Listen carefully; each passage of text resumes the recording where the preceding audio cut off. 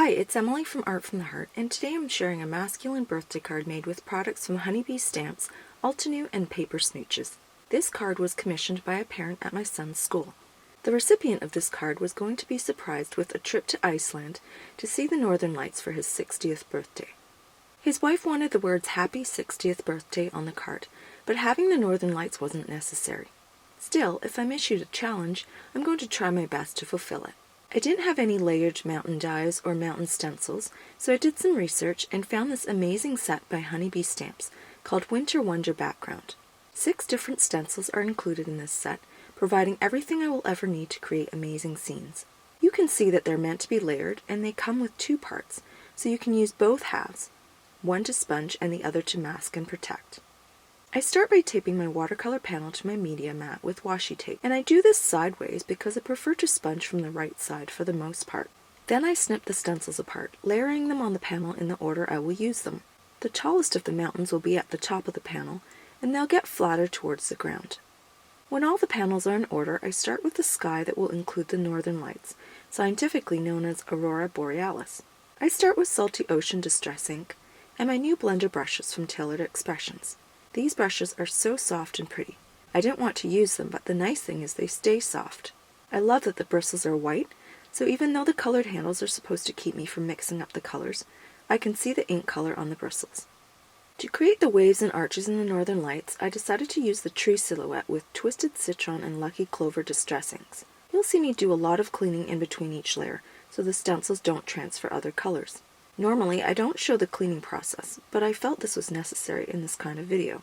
Normally when stenciling, you don't want the stencil to move, and you can see that I taped down all the panels, except for this one. I wanted it to be more fluid, without sharp edges, so I kept moving it to blur the edges a bit and create some movement, like the real Northern Lights. I was really happy with the way it turned out, and would love to make a horizontal card in this fashion. After the Northern Lights portion is done, I finish the top part of the panel with Salty Ocean, then add Blueprint Sketch and Dusty Concord distress inks. Now that the top portion is done, I place the matching piece as a mask, tape it down, wipe the ink from the corresponding piece, and remove it. I slide the top piece to the left ever so slightly so that the next section can blend seamlessly into it without any white space. When I bring in the next mountain stencil, you can see me pulling in the rest of the layers. I do this so that I can be sure of the positioning and to make sure that I've left enough space to fit in all the layers. I use Dusty Concord and Blueprint Sketch at the very top edge of the mountains because I think that the beautiful lights in the sky would reflect a bit on the peaks. Either way, this provides a nice contrast and adds color to the otherwise dark mountains. The rest of the mountains are sponged with frayed burlap, walnut stain, and ground espresso distress inks.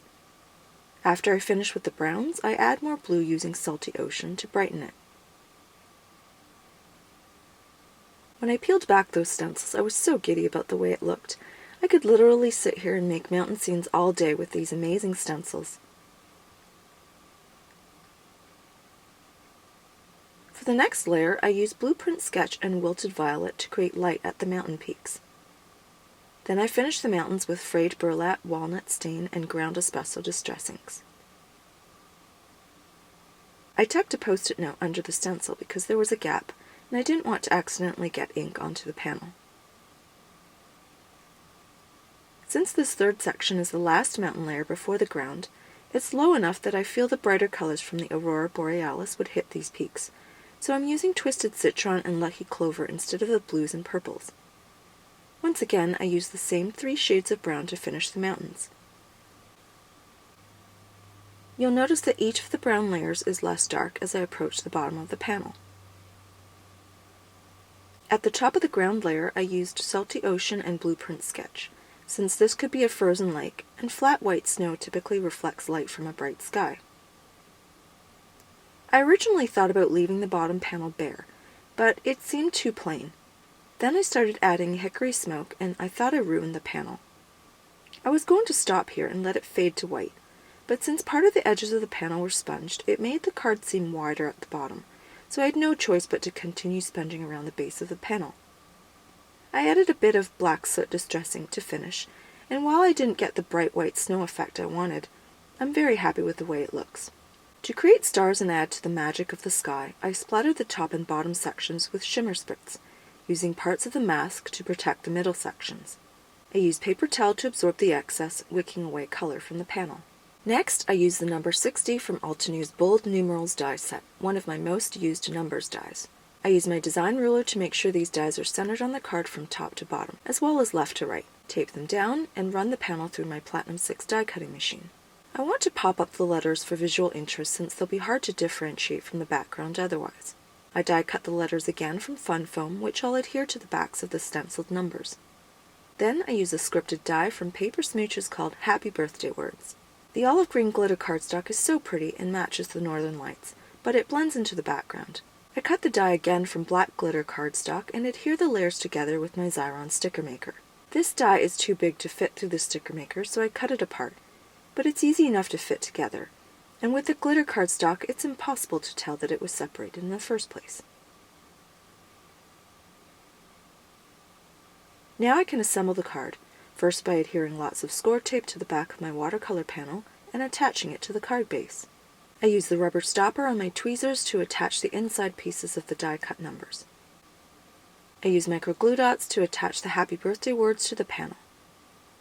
I'm careful to only add glue dots to the parts of the letters that land on the pop dot numbers. When that's done, I use an X-Acto knife to add glue dots to the ends of the words to secure them to the panel. Here's a look at the finished card. It's full of pretty colors and sparkle, yet it's still very masculine, and I like that the 60, as big as it is, remains quite subtle unless you're looking for it. I'm very happy with this card, and I received word that the recipient was delighted too. Be sure to visit my blog for all the details, more photos, and a full supply list. Thanks so much for watching!